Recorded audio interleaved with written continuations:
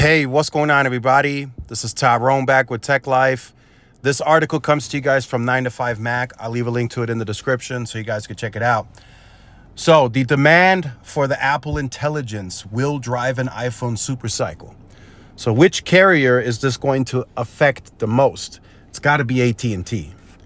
AT&T has the largest Apple share in the United States today as it comes to devices, the iPhone, the iPad, and everything else. That's another story. But when it comes to the iPhone, AT&T today has the largest share in the market. Now, if this is expected to be a supercycle upgrade or upgrade supercycle, then this would affect AT&T the most. They would likely have to carry or order the most amount of Apple iPhone devices at launch of the newest iPhone, which is anticipated to be the iPhone 16. And in return, right, if they have the biggest upgrade cycle, that means there's going to be the most amount of new users on the network using the Apple Intelligence. So what are they going to have to do? They're going to have to move forward the network, the technology, the densification. They're going to have to really scale this mid-band for this Apple Intelligence to work as smoothly as possible on the network. Because they have the most amount of users on Apple, they will get the most negative feedback if this doesn't work as intended. So now AT&T is faced with, okay, how do we make this work? Right? And that starts at the top with Chris Sambar, with John Stankey, Miguel Fresh, all those guys in those big boardroom meetings. And then it trickles down to the engineers. They have to come up with the plan and say, hey, look, this market has this amount of share overall, and this is how many iPhone users are in the market. And I'm thinking that's how they're going to break it down when they analyze this. So they have to figure out, okay, this is a processing task that goes to the cloud, and they have to figure all that out. And then they got to say, hey, look, we have to build more densification in these areas to support all this new use case. We have to make sure that we get our standalone core out there commercially to handle this usage via the network slicing. That's what the engineers are probably going to send back to the regionals, to the VPs, and they're going to present that to the higher ups. And there's going to be certain markets that they will identify that they're going to have to invest more in. They're going to say, hey, this market has a lot of Apple users, and our network today is not up to par as it comes to densification to handle all this additional usage. That's how they're going to have to look at it.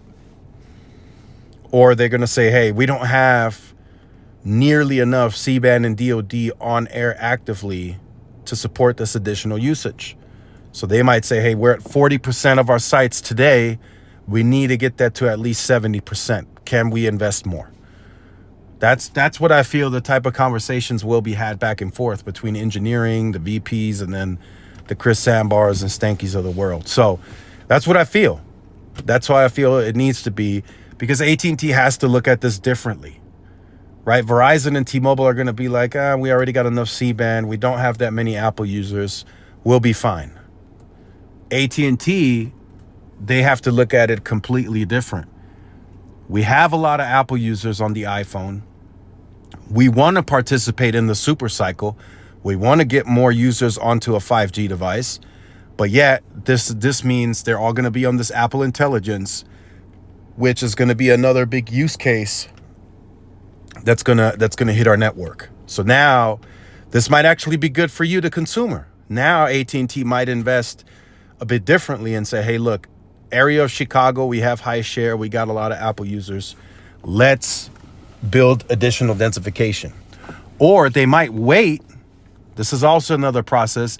They might wait and see this launch, and then they look at it. Okay, there's a lot of hidden traffic. These sectors are now taking on X amounts more usage because of Apple Intelligence. Let's plan for additional densification. So that's how they might look at it as well. So just wanted to share that with you. I feel that AT&T will be affected the most. not only in a negative way, but also in a positive way. Like I said, this may force their hand to invest more, build more, add more mid-band, go back 2 sites and add DoD that they didn't before. All of that could transpire from this one technology piece that Apple is adding into the OS. So if this is practical, if it's very simple, it's executed well, it works great, people are going to use this. They're going to use it more often than they do Siri today. Siri really never evolved. A lot of people say it's a half-finished product, which is really not what we're used to from Apple, but they seem to have not invested much time into Siri. This Apple Intelligence will likely change it. We will see how they execute in the fall when iOS 18 launches with Apple Intelligence. But the fact that it's only certain iPhones that have Apple Intelligence, I think it's the 15 Pros and then the 16 lineup. I think anything newer with an M1 chip will have access to it. Lets me know that it requires a certain amount of processing. It requires a certain amount of RAM. That's what that lets me know. So this is a heavy task, which also has me, this is just me personally to close out the video, it has me wondering how that will affect your battery life. If this is a process that's intensive, and if you find the use case that you're going to use it more often, I wonder how that will affect battery life in return. Because as you're making the requests, the phone is constantly processing and computing. So that will, I would assume that will heat up the phone a little if you're constantly using it, and in return it should affect battery life. So I'm wondering if Apple has figured out a way to add a bigger battery, or if they become even more power efficient on the newer iPhones. So let me know your thoughts in the comments. Like, share, subscribe if you're new. Follow my social media outlets. This is Tyrone with Tech Life, and I'll see y'all in the next one. Peace.